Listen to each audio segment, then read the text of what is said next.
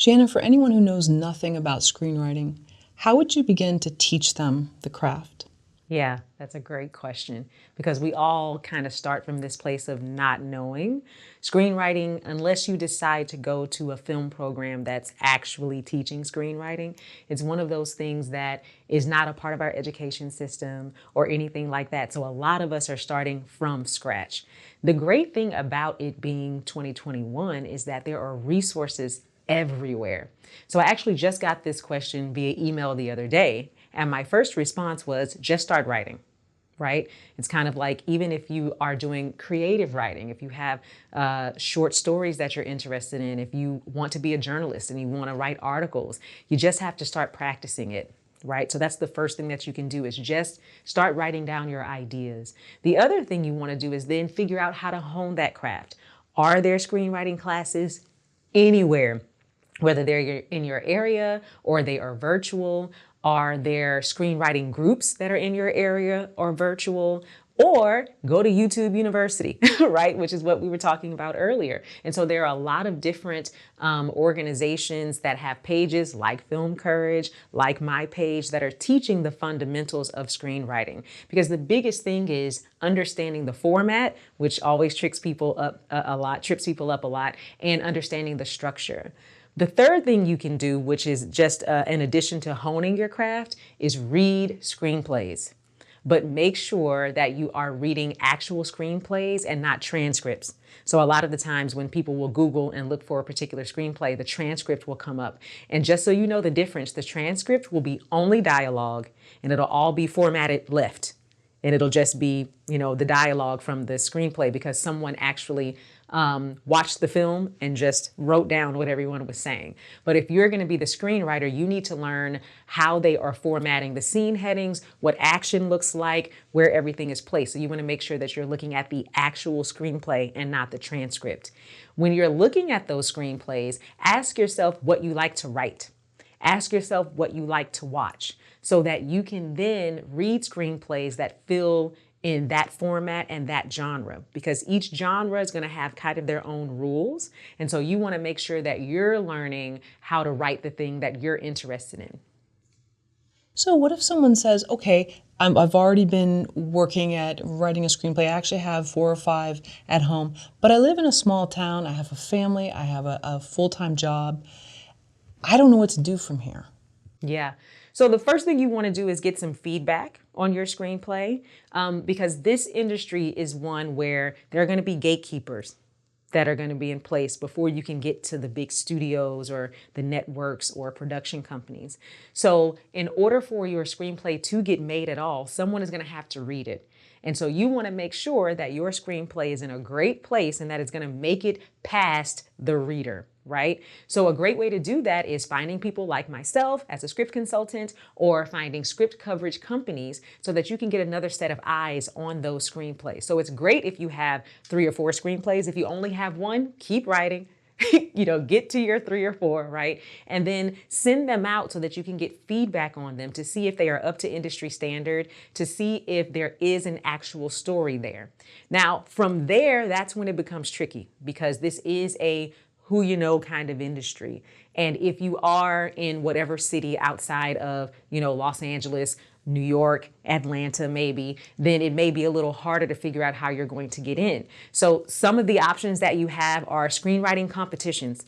Competitions don't mean that you will automatically get your screenplay made, but it's about exposure and access, right? So if you pay attention to which screenwriting competitions are going to have who on their jury reading those screenplays, then you want to try to get in front of those people so that they can help you to get into the door. The same thing is true for any film festivals. You can attend film festivals and maybe meet some of the producers who are there, managers and agents who are there to be able to talk to them about your work. Don't have your screenplay printed out and pass it to anyone. Don't do it. Don't do it. Keep your printed screenplay at home. But while you're there, you want to be networking and meeting people, because since this is a who you know kind of industry, then you need to get out there and meet some folks, right? There are also different kind of pitch competitions that are out there that will also give you an opportunity to pitch to people who are in the industry, who then may help you to develop your work to take it to the next place. If you don't want to do Hollywood at all and you don't want to deal with the big machine, then raise your own money, hire your own people, and make your own content, because there are many ways for you to get your own content out there now. So you said keep writing if I just have one or two screenplays.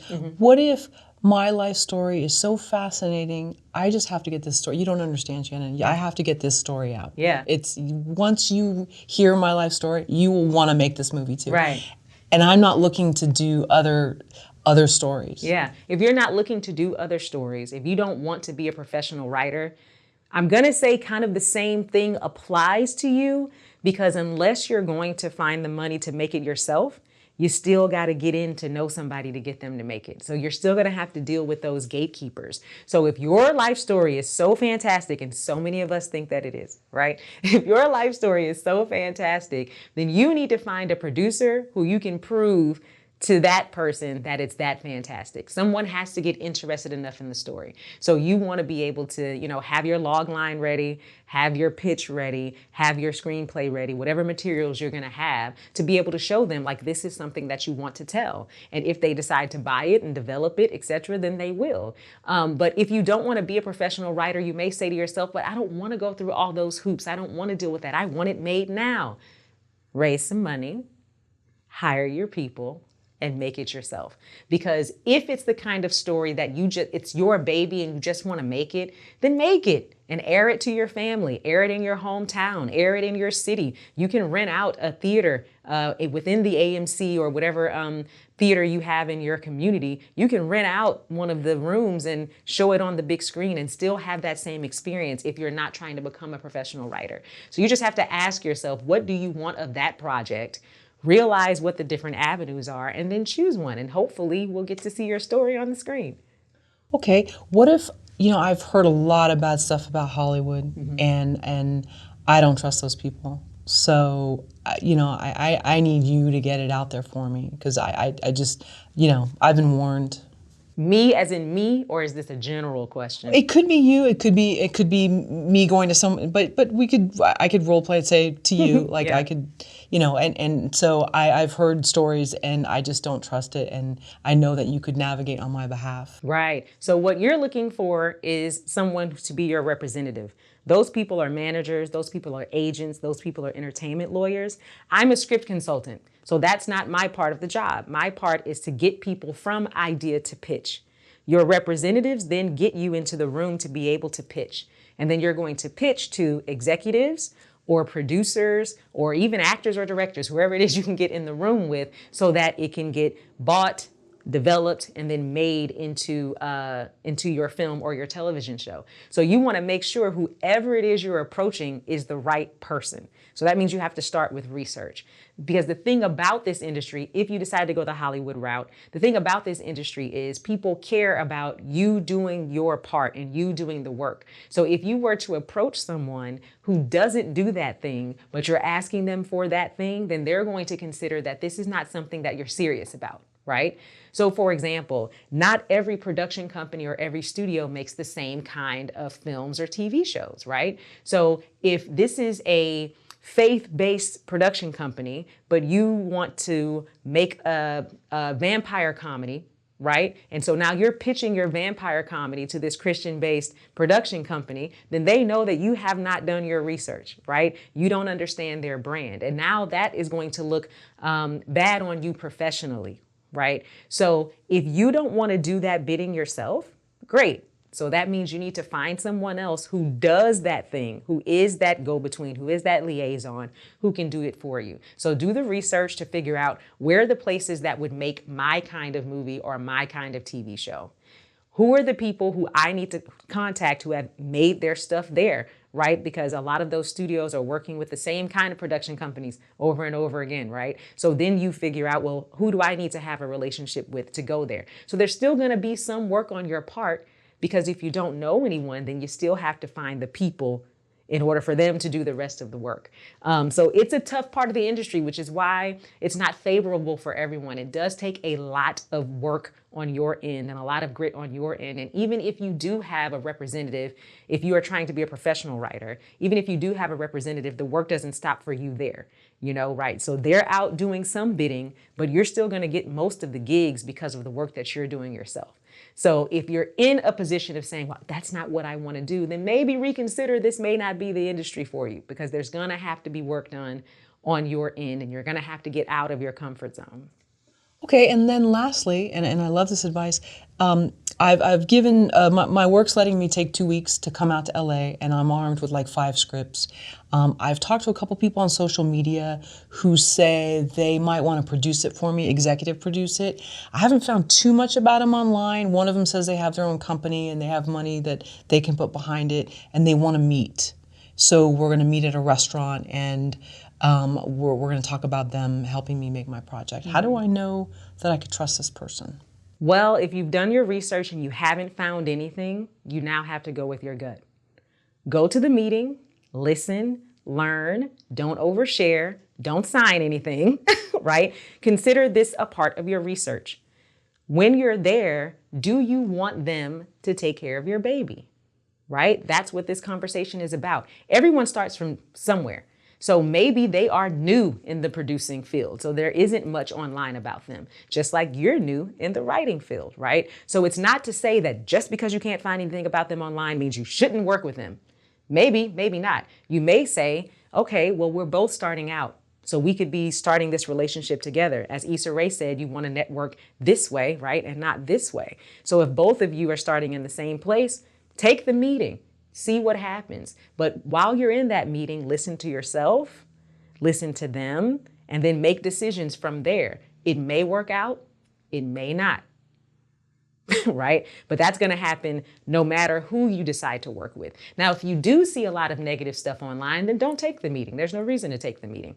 If you can't find anything, then take the meeting and just listen, learn, have your questions ready. Ask yourself, what do I need to know in order for me to feel comfortable with doing this? And then when you're in that meeting, ask those questions. A lot of the times what happens is the writer always feels like the person on the lowest end of the totem pole, which may or may not be true. So when we get into meetings with other people, we automatically get into our own shells and think that we don't have a voice to be able to request what we need, right?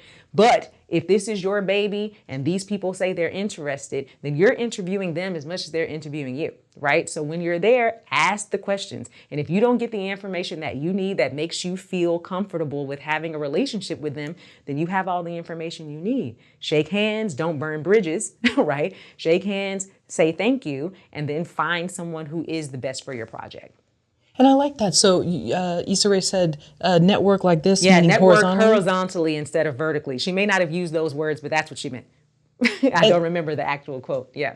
Okay, and sorry, and so that means then don't try to like be like this social climber, like do it with people that are starting out at your level as well. Yeah, it basically means the people who you're starting out with are all moving at the same time, right? So that means one of those people is going to be in a position that can help you at some point, just like you might be in a position that can help them. So make friends with these people. If we're all assistants at the same time, we're probably all going to be executives at the same time. Or one of them will become an executive and I'll become a writer, or another person becomes a director. And now, going back to that who you know thing, right? Now I'm working with the people that I know because we started off together. Versus everyone wants to get into the room and they want to talk to Steven Spielberg, right? Talk to Steven Spielberg's assistant.